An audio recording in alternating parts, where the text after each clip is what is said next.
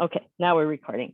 Okay, I'd like to call this workshop to order, and we are waiting for Chad Roberts, who is president of the Ramsey County Historical Society. He'll be on this call soon to provide an update on the Gibbs Farm Master Plan. Gibbs Farm is located in Falcon Heights, also nearby bordering cities of St. Paul, Roseville, and Lauderdale, and has been an interactive educational resource for generations of students and adults about Dakota and pioneer life.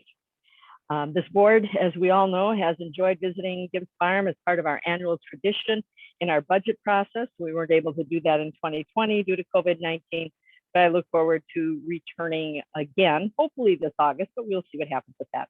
I know that the Historical Society staff and students are eager to restart field trips also. This workshop gives us an opportunity to learn and ask questions about plans for the future of this important cultural, historical, and educational site. And I'm going to hand it off. Let's see, is Chad on here? I do not see him. Oh, there you are. So close. Okay. And well, I'm going to hand it off to John Sickerland right now, the Director of Communications and Public Relations, and then he will we'll go right into Chad's presentation. Good afternoon, commissioners and guests. Happy to have Chad Roberts here with us this afternoon from the Ramsey County Historical Society to present on the Gibbs Farm Master Plan. We in Communications and Public Relations are hosting the workshop today. You may recall that about 2 years ago, the administrative and budgetary relationships with our important partners at the Historical Society, as well as the Extension Service, moved over into the Communications and Public Relations Department. This master plan work predates that move, however, so we're happy to have on our workshop today Alex Kutza, our CFO, who she and her predecessor have worked on this program with the Historical Society for a couple of years. We will be joined shortly by Jean Kruger, our Director of Property Management, and we also have Jennifer O'Rourke, our Director of Government Relations on the line here, should there be questions in any of those areas. But now, without further ado, let's just hand it off to Chad, and Chad, please take it away.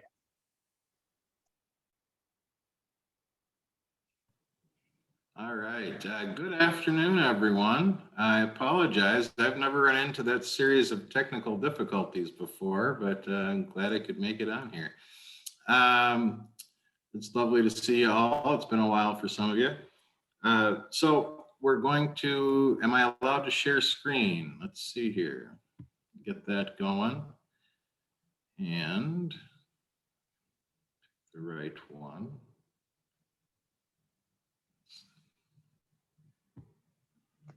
Not seeing my PDF. Getting kind of annoying.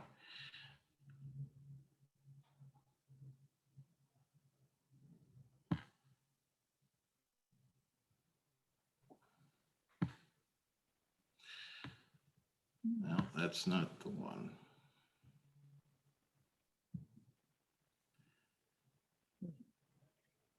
County Board, Ramsey County Board Workshop 2021-022.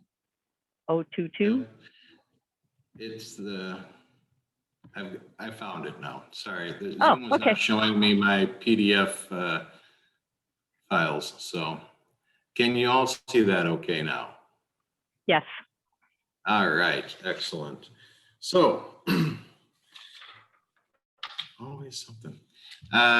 So yes, thank you all again for having us here. Our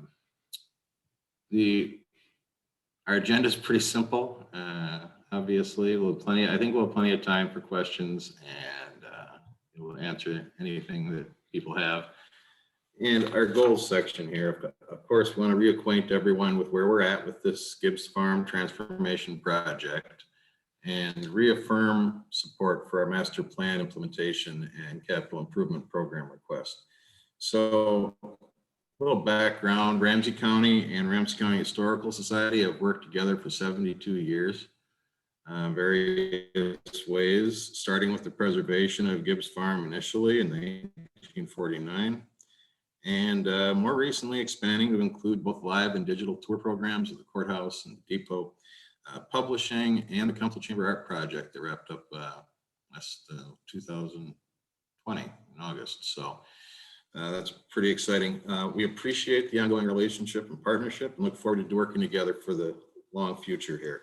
And with the shared goal of ensuring that Ramsey County provides the highest possible quality of life for its residents here. So folks thought this was important to showcase here, and I agree. Gibbs Farm is in a fantastic location for a lot of reasons.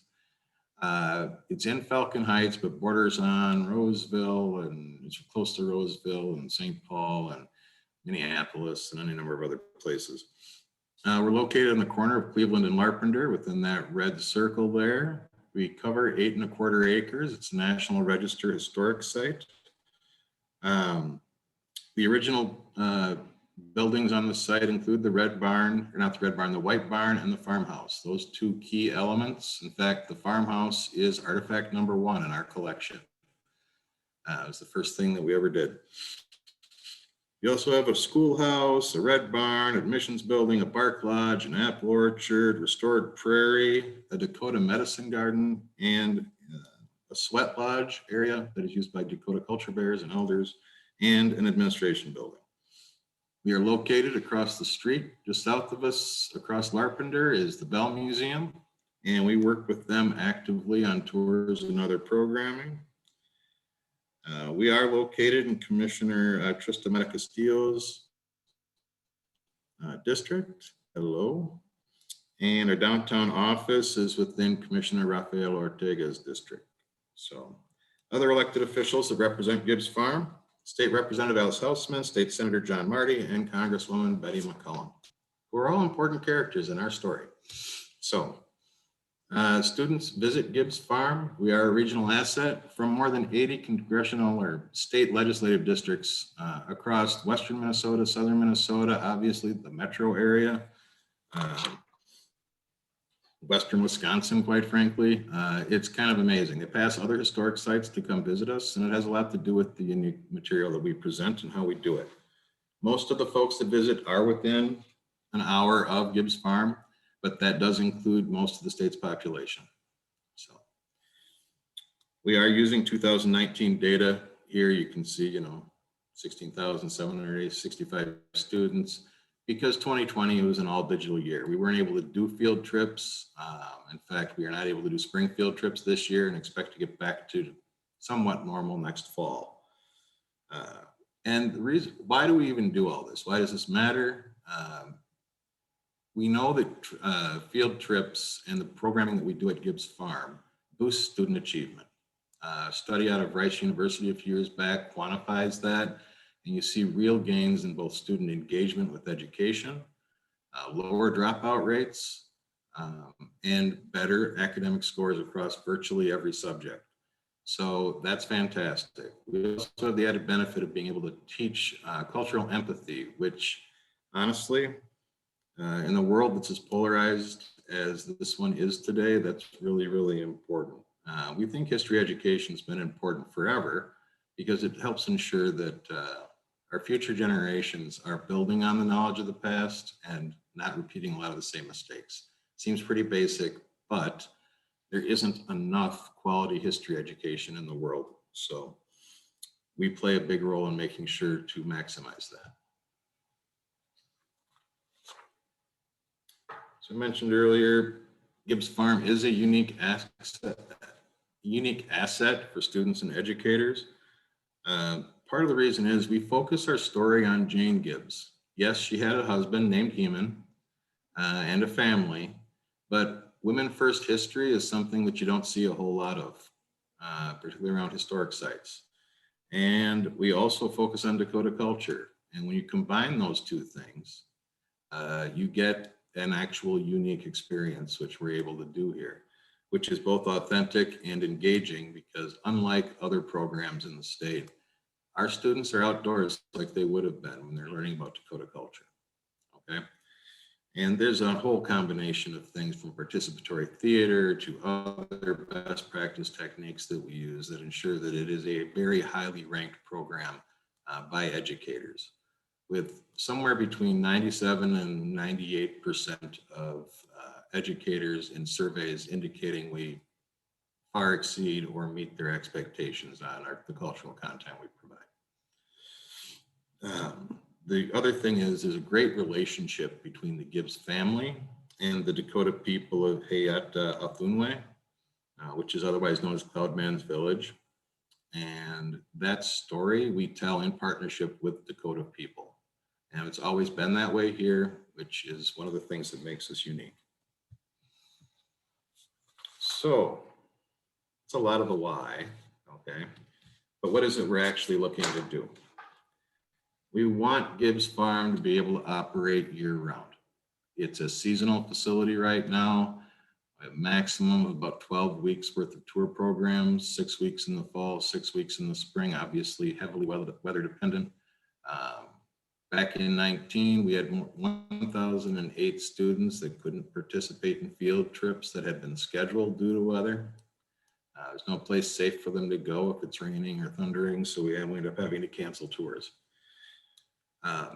By going year round and creating the new education buildings space, we can actually double our capacity from 15,000 to 30,000 students, okay? And that's a really big deal. And we think there's a sufficient demand to support that. We would also be adding an after-school program that would run year round with 200 students a year, or not a year, 200 students a day, the exact format of which is to be determined.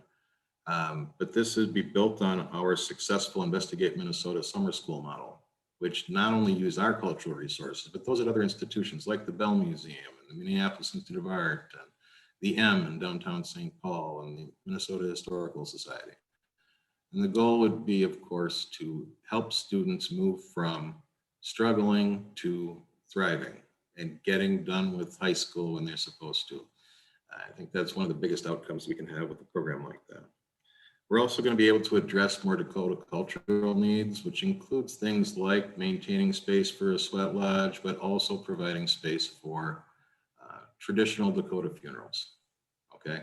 There is not an outdoor space that supports that in the Twin Cities at this point. We've been asked to include that in our planning, and it's pretty easy for us to do. So, and these key facilities, we'll talk about just a little bit more, but we've been making progress on this in the meantime. And I want to encourage people to speak up if you have a question. I can't see everybody's screens because we're doing the screen sharing thing. But And what have we done? Chad, Well, I am watching for hands going up. I can see it when they do that on screen. Mm-hmm. Thank you, Commissioner. I appreciate that. So what have we done? We've completed phase 1 for the Red Barn in terms of converting that from a seasonal facility into a year-round one. And the goal there was to make a more inviting space that we can do some winter programming in, address a critical need to replace 3 outdated and quite frankly awful restrooms that were not compliant with anything, with 4 family restrooms, 2 of which are fully ADA accessible and the other 2 are quite nice as well and quite sufficient in size. New lighting, insulation, heating plant, and it went really, really well. Okay. Ramsey County helped out by helping pay for the design part of this and the utility survey that needed to happen. And the utility survey identified the need for new water service to the Red Barns. We were able to install that as part of the construction project and identified, what our needs might be for other parts of this project. We also completed a campaign feasibility study, which resulted in very positive results. We'll be moving ahead with the campaign. And that's to meet our obligation to raise at least as much money as the county has provided. So I'd also like to point out that the National Endowment for the Humanities has jumped in with the $750,000 grant for the second phase of the Red Barn project, which is adding a collections facility for museum quality storage. This is just a progress picture. On the left, you can't really see it all that well, but our 4 new bathrooms and kitchen area. We studded out the rafters quite a bit to add a lot of insulation to help meet energy standards. It's an old barn, so that wasn't the easiest thing to do, but we thought that was important, so we wanted to make sure we did that. We also improved the accessibility of all of our restrooms. Okay. So the county for this project has invested $132,000 in design development and site survey, that non-construction related costs. There's a bit of that money remaining, and there's another 1.1 million that for design development that was set aside in the CIP round a year and a half ago. So what we want to do now is, starting in July, we'll be spending that down on architects and other engineers and the other kind of folks we need to employ. And I want to stress this: the county support has been essential for moving this project ahead. And we've leveraged that funding for an additional $590,000 in funds received, mostly to pay for the Red Barn, but also the feasibility study and some other work. And an additional $750,000 from a federal agency, the National Endowment for the Humanities. And that's a commitment over several years from them that we do have to match. All told, we've secured $1.34 million for the project so far. So one of the key things moving ahead is design development. An RFP for architectural and other services required, spanning the entirety of the project, not just one piece of it, will be sent to Ramsey County staff later this week. It's the way the county funding works with us in these cases. Ramsey County actually holds the contract with the vendors, and the three of us all work together to get it done. The priorities for these deliverables in the near term include the education building and the collections preservation facility and a variety of accessibility improvements. And we want to get those shovel ready in the next year for sure.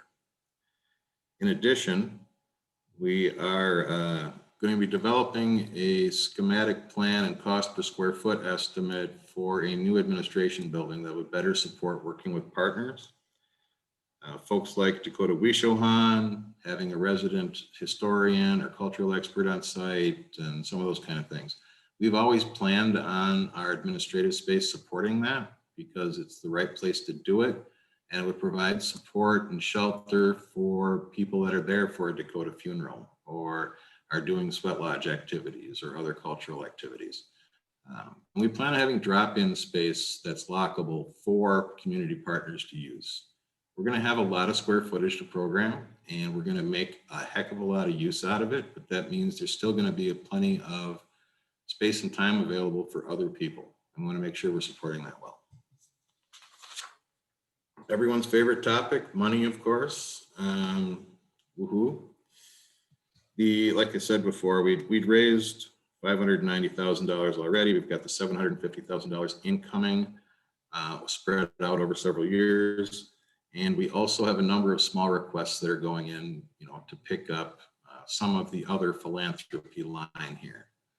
So in this county funding request this time around takes us, there's 1.1 million committed earlier. This is another 6 million to the 7.1 that was originally asked for a couple of years ago.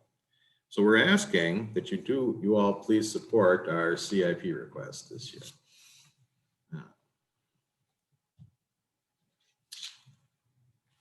The feasibility study was completed in December of 2020. One moment. Oh, go ahead, Commissioner. Chad, Commissioner Modis-Castile. Yeah, Chad, could you break down this fundraising just a little bit more? I mean, these are really big dollar amounts. And so I just want to make sure that we fully understand them. So of the 590,000 you said you've already raised, is that excluding the 132,000 the county already gave you, or does that include it? Excludes. Okay, and that 590,000 came from individual donors, or where did it come from? Individuals and foundations, all non-county sources for that. Okay, Yep. So individual and foundations, got it. And then 750 from the humanities grant over a period of time. Okay. And so your request to us, I just want to make sure we're seeing this, is that do you have a bonding bill in for the state funds for 7 million? Correct. Okay. And has that had a hearing yet, or has it been included? We're going to cover that in no more detail, but what we have right now is a bill that has been authored and jacketed Representative Alice Houseman in the House Okay. and Senator Chuck Uyghur in the Senate. Okay. And I've got a meeting tomorrow with the senator, and we're having other meetings because we want to have some more people sign on. And I know last go round was a bonding year in 2020. We had site visits. We made it into the governor's request. We did not survive the House and Senate and 10-month debate that happened over what should be in the bonding bill that time. But for a first-time request, we got a fair amount of traction. We also had a half dozen authors in the House and several in the Senate, and we're looking to build on that number, and including making it more bipartisan. We had mostly Democratic support this last time around, but we did have one House member who was a Representative Erdahl, who's a Republican, who did sign on as a bill author. Okay. So, Thank you. Jen, do answer you your want to weigh in question? on this part? Sure, Madam Chair, thanks. Chad did a really great job of summarizing where we're at for session 2021. Uyghur and Hausman were both pretty enthusiastic about carrying that bill. We've got it drafted, and I would actually expect it to be introduced on Thursday or next Monday, just given how legislators are turning things in. So that would be the report on that. Great. And to Commissioner Mattis Castillo asked about some hearings and whatnot. The Senate has not had any bonding hearings at all. And on the House side, they've been doing things a little bit more by bucket area, doing some technical stuff and whatnot. So I wouldn't say we're behind by any stretch of the imagination. And if this were to get funded in a bonding bill this year, with any bonding bill being pretty small, I'd be pretty surprised. I think it's much better fodder for a bigger bill next year. And the bonding proposals are not subject to the March 12th date, are they? That's right. Thank you for bringing that up.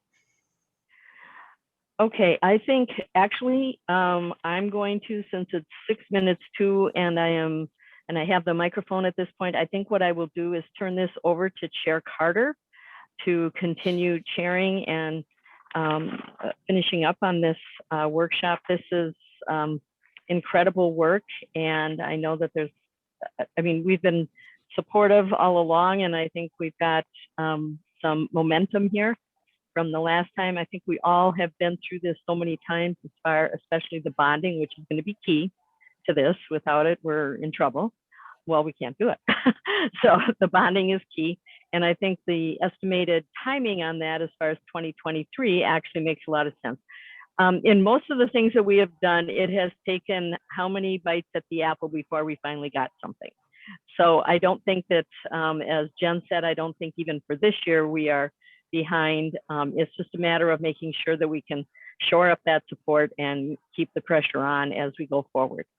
So with that, I will turn it over to Chair Carter, and thank you so much, Chad, for this update, and I'll look forward to hearing more about it. Thank you. Thank you, Commissioner. Thank you very much. We'll proceed. I don't see questions yet. I'm just going to the question screen. Yeah, I don't see any questions. So go ahead, Chad. Okay. A few notes on the feasibility study that we just wrapped up here in December. We're using Community Counseling Services as our outside vendor. They go by CCS. Any of you connected to the St. Paul Academy, they've done their campaign, the Jewish Community Center, JCC from St. Paul, they rescued that campaign from a stalled out situation. And they may be the largest fundraising firm in the country. They're a top 30 fundraising firm, a member of the Giving Institute, and operate at a very high level. Honestly, we were kind of lucky to have them consider this for us. They are providing an incredible level of support, which is absolutely perfect for our situation because we already raise money very efficiently. We have Dr. Thorson as our development officer, and she's listening in on this call, and we've got myself, and we do the fundraising for the organization. And our cost is lower than it typically costs a nonprofit in a capital campaign to raise money. What that means is we don't have a ton of extra bandwidth, so we need good quality outside folks helping us, just to provide some administrative support on top of the actual fantastic expertise they bring. So they have a lot of benchmarks they use to determine whether or not someone should move forward with the campaign. We either met or exceeded all of those, and somewhat dramatically in some cases. So we're excited about that. They did determine that RCHS should set a goal of $7.5 million in private philanthropy. We had anticipated $6.5 million. They see more potential there. And we're building a 2-year campaign with a 5-year period for people to satisfy pledges around the idea of some of that money going to capital costs, so that if bonding doesn't come through, we can get the education facility built. We can get the Red Barn structure going. We are hoping for bonding because the money that we get from our individual donors is far more flexible. And it would be really wonderful to be able to reserve that for programming and program development. But that's what we're anticipating moving forward with there. So what's next, really? We need to be in the mix on the CIP request. That $6 million that's in there is really important. Our donors looked at our total price tag on this project, which was close to 21 million when you include the money we wanted to raise for programming support, and said, hey, the fact that the county is invested in this is a really big deal, okay? The fact the National Endowment for the Humanities has signed off on our collections piece of it is really substantial. They don't just give that money away. It's reviewed by people all over the country, and they thought our program was up to snuff there. So it's really important from a credibility perspective because this is a big project for us, and our people that know us well know that. We'll be starting a campaign. Our development and executive committees have both enthusiastically endorsed moving ahead. Being as how this is the biggest single fundraising effort we've ever undertaken, the full board is meeting on Monday, and the primary topic of that entire board meeting is approving this campaign and moving forward. Okay, and they will be approving it. And so that's pretty exciting. Our focus over the rest of this calendar year will be on major gifts. And then if those of you who are familiar with campaign fundraising, you don't necessarily want to announce to the whole world what you're doing, which makes this whole meeting a little bit fraught because it's public. We won't be announcing publicly what we're doing probably until early 2022, okay, when we've secured a large chunk of commitments. In private philanthropy, that's really important. If you announce too early, you run into an enormous number of problems. So we want to make sure we're doing all of that by the book. We will continue to pursue a variety of grant opportunities that are longer term. National Trust is one, for example, we just put in proposals for, and we're going to get design development completed in the next year or so. And I think the last thing that we need to be doing right now is advocacy. And we talked about this a bit. I want to thank Jennifer O'Rourke for all of her support, as well as that of Ramsey County as a whole. Including us in your bonding platform is a big deal. Thank you for doing that. We really appreciate it. And if you know, we've got 2 authors of the bill already, and we're looking to build additional bipartisan support over the next month for it. So our goal with getting a bill introduced this year, as much as we'd love to see it funded, Jennifer and I are on the same page on this. It's almost no chance that's going to happen, right? But it keeps us at the table, and it sets the stage for the next year. So we want to be sure to keep building that momentum. So anyhow, that's the presentation. Thank you very much. I'm happy to answer any and all questions. And if I don't have an answer, I will, I don't know, put someone else on the spot, I guess. So. It's an exciting multi-year project. And at first I thought we were going to let you go without a bunch of questions, but you know what? True to form, as soon as you said this was the end of the presentation, I have 3 hands up, and no doubt we'll have more. So I'm going to go to Mary Jo McGuire first. Mary Jo. Thank you, Madam Chair, and thanks, Chad. This was a great presentation. I love Gibbs Farm. I think we all do. I just have some questions, some for you, some for us, just sort of thinking out loud on some of these things. I am curious, we didn't get any money. We got in the governor's proposal, but we didn't get any money last year in the bonding bill, right? Is that correct? But the governor did put us in his request. So that's good that we have governor's support. And so I think when I see the numbers, like I'm looking on screen 10, you know, when you see those numbers, it's true that we have to show state bonding. When you showed me the picture of what the building looks like, is that a current picture, or is that a rendition of what you want it to look like? the picture before this, is that current? Not that one. No, that is not the current. one. The one before that. The one inside, the interior one. I mean, that's amazing. Not that one. It's no, yeah, that one. Is that current, or is that a rendition? That's current. Wow, that's great. That's what $450,000 gets you, taking a 60-year-old barn that wasn't meant to be used year-round. Yeah, wow. You make it that. And that's using endowment for the humanities funding and some of our money, right? And some of the county money. My question. Okay. No, you can answer, then I'll ask.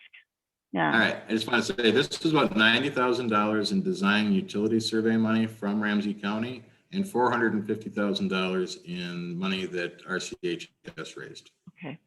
So that does not include the NEH funding. That is for the next phase. For the next phase. So here's just my thought pattern. You know, if the legislature thinks you can do this on your own, they're not as willing to help.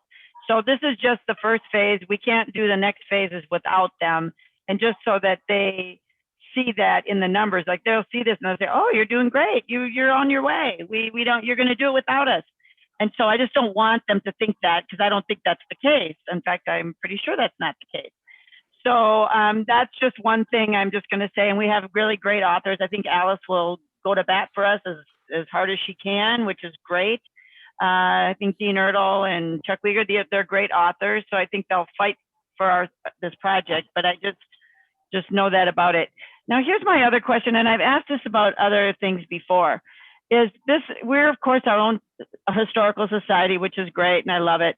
The state has a historical society that gets state funding. And so there's historical projects in other parts of the state that is funded by the state, like the Jeffers petroglyphs, you know, like different things. So these are all regional, I would say, treasures, statewide, you could argue, which this could arguably be, but they get money from the State Historical Society. So because we're not a state historical site, that just precludes us from getting any state money for those. So I'm just going to say that, sort of like with parks, that we pay for our parks and we help pay for statewide parks, regional parks, that we pay for our own historical projects, but we also pay for historical projects throughout the state, through our state money, right? Am I correct in how I'm thinking about this? I don't know what we can do about it. We probably can't become a state historical project, or I'm just thinking that we should be asking the legislature for some portion of state historical funding. Like we give to the State Historical Society, we should be giving to state historical projects that aren't necessarily under the purview of the State Historical Society.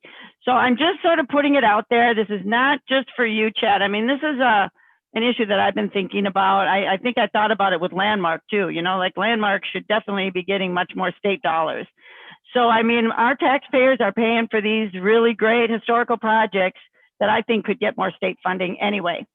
So with that being said, I don't know that there's an answer to it. I just think that something we should think about. We should maybe talk to Alice about, and I don't know. But the other thing is that have you thought about going for legacy dollars? Because this would definitely be a legacy project also, right? So I forget, Jen, what we're thinking about for legacy for this. Are we? I mean, I'm hoping we can maybe do some of that. Commissioner, he brought up a really good point. I'm willing to help Chad explore that further. I don't have more of an answer right now on that. Yeah, I think that's definitely something we should go for, but I don't know, I've just been in, as we all are, in so many meetings. I know we're one Minnesota, but the Metro pays for a lot of stuff of their own and statewide, so just saying. So anyway, thank you. Thank you. I like this project. I just think we should get funding from a lot more places and whatever we can do to help with that. So thanks. Thank you. Thank you. Go ahead, Chet. Oh, I'm sorry. Madam Chair, if I may respond. I didn't. Oh, yeah. I don't know Please how go ahead. formal- Okay, thank you. Commissioner McGuire, you bring up a good point around, particularly around legacy funding. We've thought about that as a funding venue, but two things. One, we are pursuing money and we've received a little bit of money for ancillary projects related to this, like completing a archaeology project on site. So we've already met our section 106 requirements for any construction we do on site. And we got that handled through a partnership program that brought public programming around archaeology to 3 different counties, including us. Okay, so we're always looking for those efficiencies and synergies. We're expecting a 6-figure grant to help outfit the collections facility with appropriate shelving and HVAC systems. And the legacy fund will most likely be paying for the study and design of the specialized HVAC systems that we need. And that's being done we've got this timed out, we're working through it. And those are the kind of requests that are likely to be successful with them. If we were to ask them for, say, $6 million for capital costs, that would be absorbing, I think, a year and a half's worth of maybe 2 years worth of the total grant funding that's available for history organizations statewide through the legacy fund. It won't happen. So that particular piece is unfortunate, but we do plan on using it for 6-figure support for our end of the philanthropic side of raising dollars for this. Yeah, I mean, whatever we can get for that is great. I get that. Legacy is limited. I get that. So Thank you, Commissioner McGuire, for all your thoughts. So I will turn to Commissioner McDonough. Thanks, Madam Chair. Chad, could you go to the slide with yours in the financing model? So here's my comments, and probably as much from my colleagues as you, and it's really about how we're teeing this up, right? And how successful we've been in the past with bonding. I would argue not as much as we should be, being the 2nd largest county in the state. And I think we've got some work to do with our delegation to help us on that. But also, and my colleagues have heard this and some may agree or not agree, I think sometimes our list is too long and it is not, there's not a lot of clarity about what is our priority and what do we really want. And part of that's, we got a lot of good stuff and it's hard to say no to folks. And so we end up with this kind of shotgun approach. And at the end, we get a couple of projects where our delegation could say, we supported you, but they're not necessarily. We've got the River's Edge. For me personally, it is like the absolutely only thing right now with that return on investment that project will give to our community. And so, as we're thinking about the strategy for next session, I think we really need to be thinking about that strategy of our bonding strategy and how successful we've been in the past and what is our priority. Not everything, not saying yes or no about whether we support or don't support, but having a strategy about how we can be successful with as many projects as we possibly can, and how we can self-determine those priorities about what's important for us at this point in time. And I'm glad Alex is on the call here, because as I look at your funding, if state bonding was pushed out, a year or two, and, depending on, bonding rates are really, really good. Alex and I'm sure she's having a conversation with everybody. What does it look like if we can find a way to keep this project moving forward where the timeline looks different, but we could totally focus in on River's Edge and ensuring that we're successful there, because an $7 million request is a big request when we've got a $40 million request out there for River's Edge. And if our response to our delegation is we like them both, My gut tells me they're gonna pick the 7 million. Chad, that's good for you. But if we go another bonding session without any money for River's Edge, that is not good for Ramsey County. Thanks, Really? man. And I don't know if that's a good one for Chad to respond to. Certainly all of us have to consider and make certain that our strategy gets us over the hump on those large projects and keeps things going as well as we look at other areas. So certainly glad that Alex is on the phone, and that will be a challenge for all of us. Madam Chair, Yes.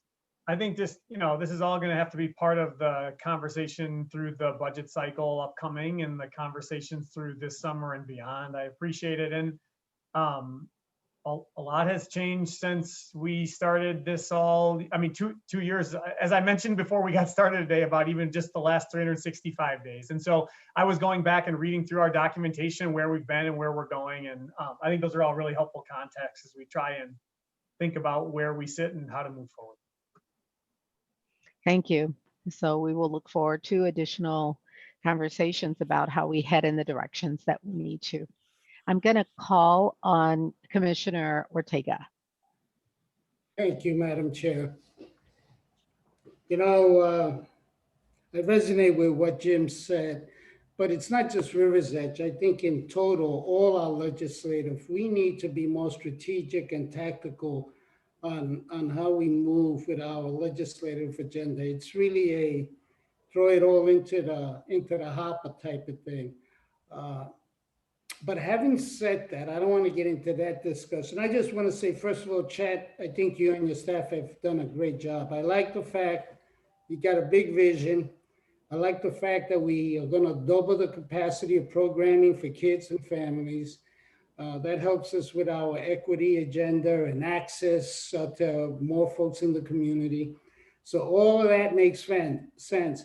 We just have to figure out, as Jim brought up, how do we put this in a time frame where we're not competing against each other, against ourselves, I should say. And that's what's streaming in my mind. How do we do this so we're not more strategic and tactical about when and how we place things, still keeping everything moving, but being smart about when we say, this is it, this is what we want, and we're not working against ourselves. Because it's not just this, it's not just capital projects. We have a lot of people up there for Ramsey County just advocating on one issue. So in a sense, we're in silos with our legislative agenda. And we got to be more coordinated like we're doing with the rest of our organization. Thank you. Thank you, Commissioner, for those thoughts. Was there any responding there? Likely not. We'll move these forward toward our future discussions. And I will call on Commissioner Fretham. Thank you, Chair Carter. I actually had a different question, just wondering, I know we had a chance to meet over a year ago and you talked about the partnership with the Dakota community on your development of programs, and you referenced some parts of the design elements requested by your Dakota partners. Can you speak more to who you're partnering with and how you're partnering, and what role that may play in terms of legislative ask going forward? Thank you. Right. And Chad, you can go ahead. Oh, thank you. Sorry. Yes, Commissioner Fretham, we work with about a dozen individual Dakota folks, including Joe Bendixson and Chris Pexo over at the University of Minnesota, the Dakota Language Program, as well as Dakota Wishohan, which is actually located out of the Lower Sioux Agency. And we have worked with them for years, starting with providing free office space for them up in the Twin Cities at our Gibbs Farm location. And we anticipate continuing that. We host fundraising and cultural events for them on our site. We expect that to continue.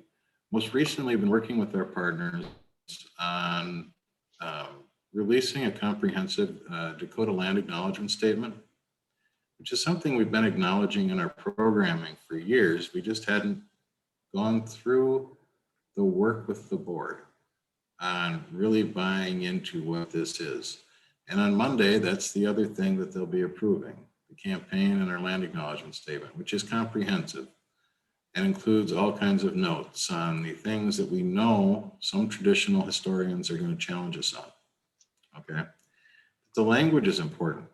And you'll notice we've moved, if you look at our publications, you hear us talk about things. We're using Dakota words first and then explaining them using English. And it seems like a small thing, right?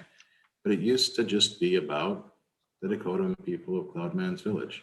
That isn't how we talk about it anymore. This is all an evolution with some of the same people that we worked with 20 years ago and a lot of new folks since then. So all of that's happening. We're looking to expand that group to include some more tribal entities, which is something that's been a challenge in the past because there wasn't an open door. We are looking to add Dakota representation to our board, which again is something that we've got people that would be great to do it, but they don't have the time. And so they advise us, and that's how that works. But we want to more formalize that. So that'll continue to grow over time, Commissioner. But this it's really important. And we've landed on the particular Dakota orthography, which is how they write the language that we're going to be using moving forward. There's two competing camps in this area. We have advisors in both. And the decision was to go with the teaching language via the University of Minnesota, because it's easier for non-native speakers to learn the language that way. Okay. But we'll be updating all of our signage and programming, and we'll be including in the signage for people that are there on visits why we chose that orthography and what it means. We're focusing much more on explaining some of these choices so that people can actually pick up the message that we want instead of debating whether or not it should look one way or another. So if that makes any sense at all. Did I answer your question, Commissioner? Yeah, most of it. I think the only other question I had is whether or not your partners in the Dakota community are also engaged in the legislative process or have signed on in support of this project. They are not, Commissioner, they are not engaged in the legislative process at this point. We have support. One of our slides shows letters from teachers, and we're working through this process with the land acknowledgement statement. I'm expecting additional letters of support from various Dakota people.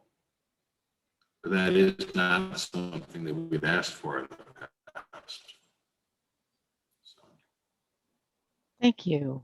I'm looking across and I believe I see internet connection is unstable. So all right, I'm glad it's you. I was wondering if it was me. Actually, I'm not glad it's you, but things were slowing down a little bit. I'm looking across. I do not see additional hands raised. Let me check in with Commissioner Ortega. Yours is up. Is that leftover, or did you have an additional question? Ah, dear. Commissioner Ortega, I was just checking in with you to see if you had an additional question. Okay. I think his hand is left over.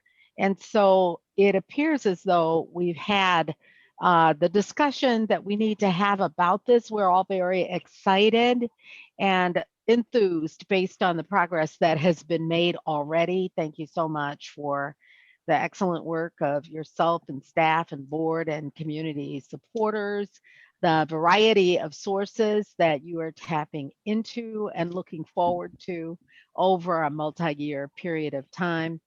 We are certainly working currently with support for this agenda in our legislative agenda and look forward to seeing what can result, given the timeline that you've presented here. as well as given the challenges that we have to move forward, items such as River's Edge on our agenda. So we certainly will have more vibrant discussion as we look toward the setting of our budget and as we look toward our agenda for coming years. And we will be able to share back with you based on those discussions. We're wishing you the very best as you approach the legislature and as you continue your fundraising from all sources in this regard. And hopefully everything works out quite well.